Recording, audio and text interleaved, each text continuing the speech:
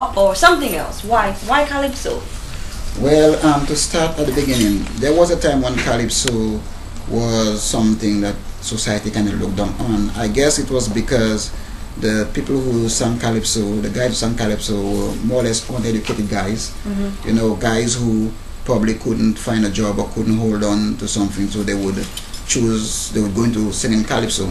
But over the years, more let's say educated, more responsible, more people with direction came into Calypso, and naturally, like everything else, the standard would rise. Now, Calypso is a very powerful educational tool. Yes. And for me personally, Calypso is my way of chronicling events, political, social events, particularly in my country.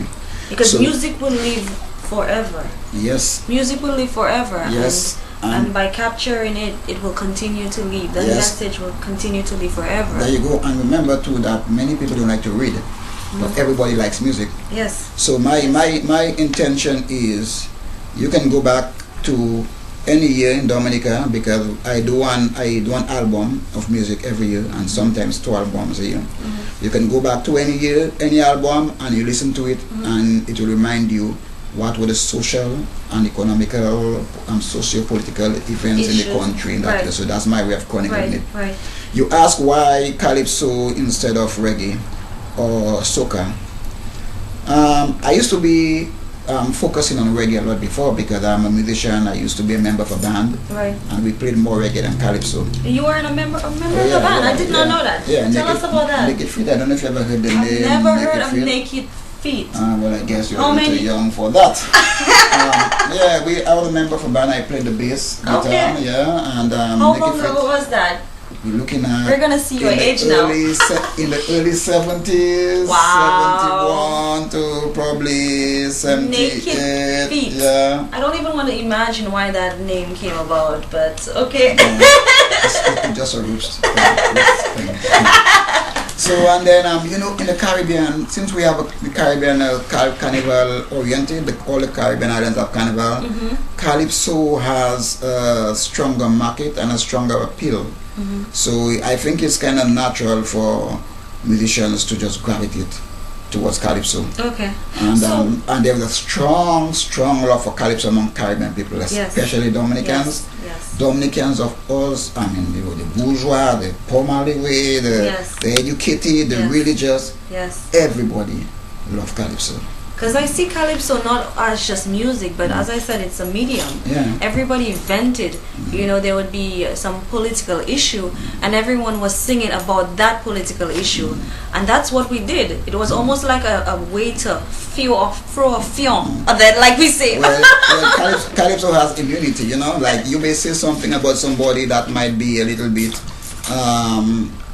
no, I don't use the word derogatory, but to use a legal name might be a little bit what's the word I'm looking for? Defamation. Yes, and you would not get away with it if you said it to the person, but when carnival time comes, you can sing it. Yes, and if the person is smart, what they would do is jump in the dance and sing to it. Exactly. Because if you take offense, it gets worse. Yes.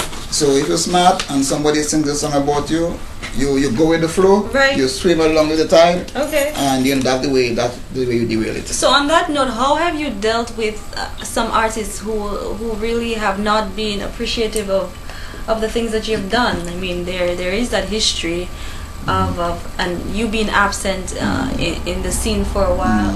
Tell me how.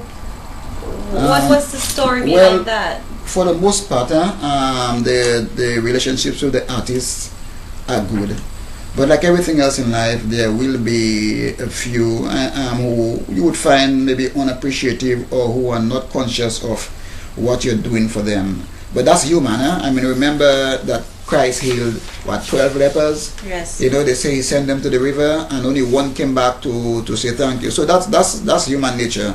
But I dwell on the positive, and I look at those who are positive, who want to do something with themselves, those who are focused.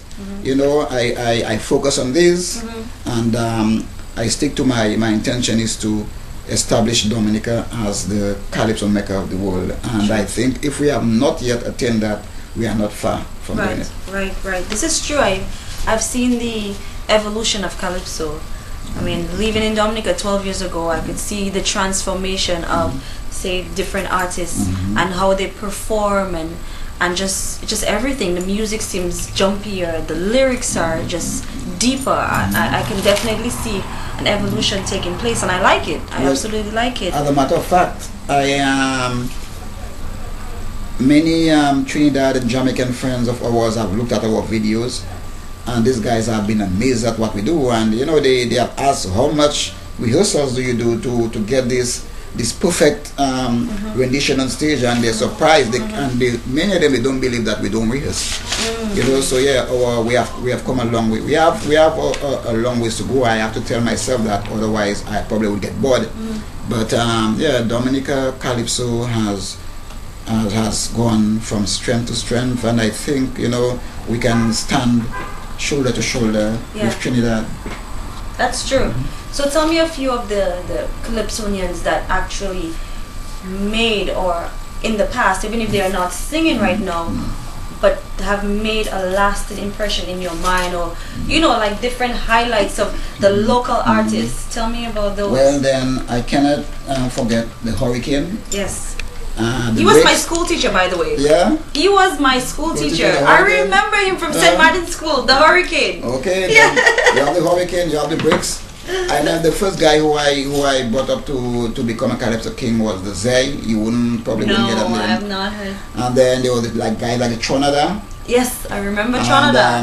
And then even Daddy Chess, you know. Then Observer, all these guys who have helped, you know, to become Calypso King. And probably the brightest star of them all is Young Dice, who is still in the arena.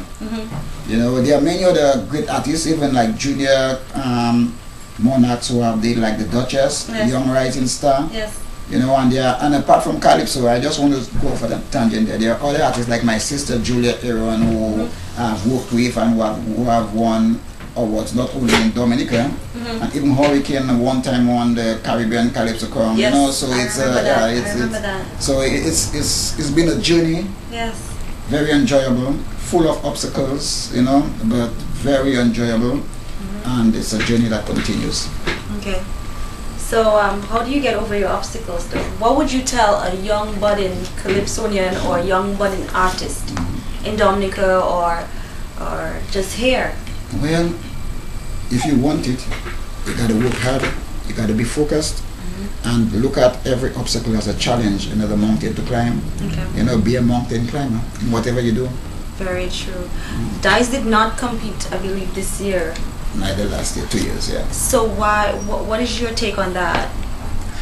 Well, I think I will look at it from Carissa's point of view. I think Carissa is very happy about that. So Carissa, I'm going to come 2 years in a row, and I want him to enjoy his reign, because I know Dice is going to come back next year, and you know, when Dice is in the competition, it takes the competition to a whole different level.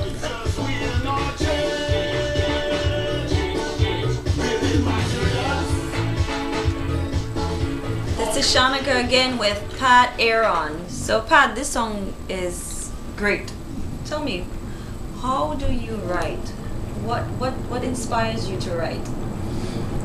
Well, songs. Besides beauty. Yeah, so the songs have to be based, and we're dealing with Calypso's made for competition. Yes. You know, sometimes people say we base in Dominica, maybe we've been too local, but we are writing for competition.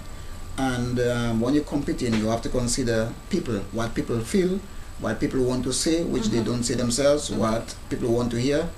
You have to consider the issues, and then you have to look at the artist now. You have to consider the artist's strength and his weakness,